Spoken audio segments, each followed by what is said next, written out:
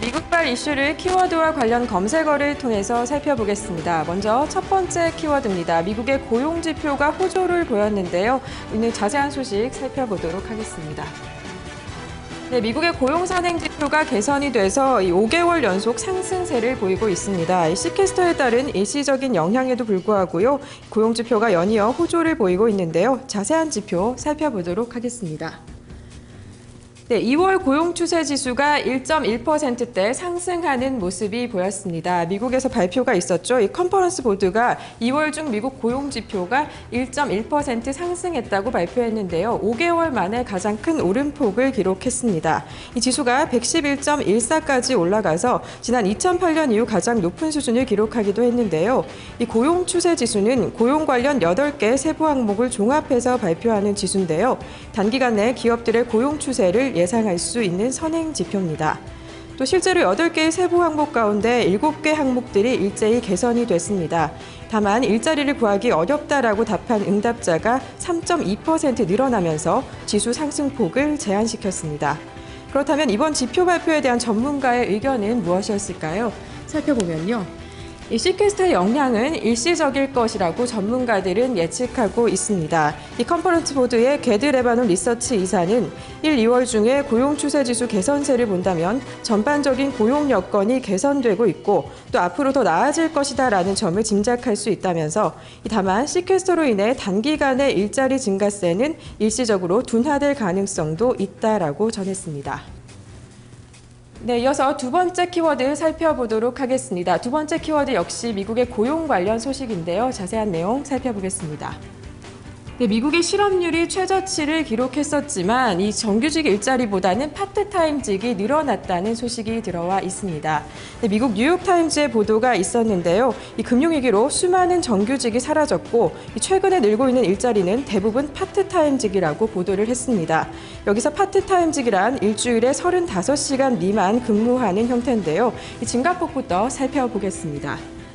네, 파트타임직의 증가폭입니다. 19.2% 늘어나는 형태를 보였는데요.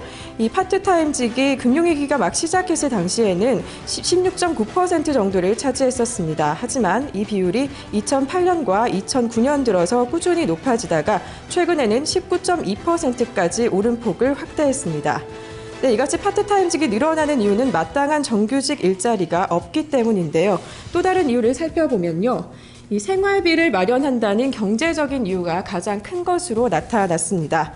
이 파트타임직을 하는 이유가 경제적 이유 때문이라고 답한 사람은요, 약 340만 명 정도로 늘어났었는데요. 뉴욕타임즈의 보도가 있었고요. 반면에 파트타임직을 하는 이유로 비경제적인 이유라고 답한 사람들은 금융위기 이후 현재까지 약 63만 명 정도 줄어들었습니다. 미국이 지난달 실업률을 7.7%를 기록해서 이 4년 만에 최저치를 경신했다라고 발표는 했지만 이 통계청이 만약 파트타임직 노동자 중에서 정규직을 희망하는 사람들까지 집계를 했다면 실업률 수치는 2배 정도 늘어났을 것이라는 시장의 판단이 있었습니다. 네, 이어서 세 번째 키워드도 살펴보도록 하겠습니다. 기업발 소식입니다. 구글 관련한 소식인데요. 자세한 내용 살펴보겠습니다. 네, 구글에서 개인정보를 수집했다는 이유로 700만 달러의 벌금형이 내려졌습니다. 네, 자세한 내용을 살펴보면요. 우리 돈으로 약 76억 달러의 벌금을 물기로 했다고 외신이 10일 보도를 했습니다. 어떤 내용 때문일까요? 네, 구글이 하는 서비스입니다. 이 스트리트뷰 서비스 때문인데요. 구글이 거리 모습을 담은 사진을 보여주는 이 스트리트 서비스 때문에 이 준비 과정에서 지도와 거리 모습 외에도 개인정보를 수집한 혐의로 미국의 30개 주로부터 기소가 됐습니다. 그렇다면 특별히 문제가 된 부분은 무엇이었을까요? 네, 2007년에서 2010년 약 3년간 와이파이망에서 수집한 정보가 문제가 됐습니다. 네, 지난 2007년부터 2010년까지 구글은 스트리트뷰 서비스를 위해서 장비를 탑재한 차량을 운행해 왔습니다. 하지만 보안이 되지 않은 와이파이망으로부터 이메일과 문자 메시지, 또 비밀번호, 웹방문 기록 등 민감한 개인 정보를 수집한 혐의가 포착이 됐는데요.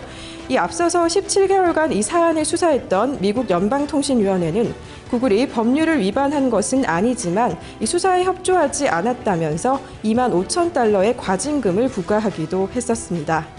또 영국과 프랑스 등 12개 국가도 구글의 스트리트뷰 서비스에 대한 수사를 현재 진행하고 있는데요. 문제가 되고 있는 것은 이 3년 사이에 수집된 개인정보인데 구글은 당초 개인정보 수집 사실을 부인하다가 2012년이 되어서 스트리트뷰 차량이 개인정보를 수집한 사실을 발견했다면서 잘못을 인정하는 모습을 보였습니다. 지금까지 미국발 이슈를 키워드와 관련 검색어를 통해서 살펴봤습니다.